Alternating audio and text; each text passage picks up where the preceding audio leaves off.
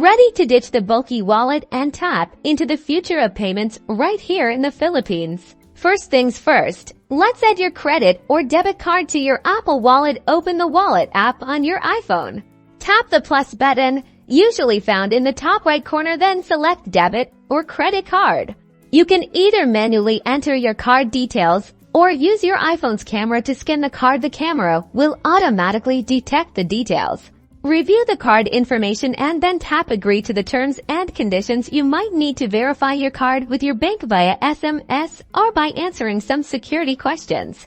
Alright, you're all set. Now, let's make a purchase at participating stores. Look for the Apple Pay or contactless payment symbol on the payment terminal.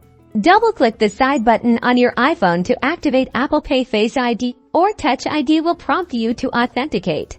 Once authenticated, hold your iPhone near the contactless payment terminal. You'll see a checkmark and hear a beep to confirm the payment was successful. It's that easy. Apple Pay offers a fast, secure, and convenient way to pay in the Philippines. Enjoy the digital payment revolution. Don't forget to like and subscribe for more helpful tips.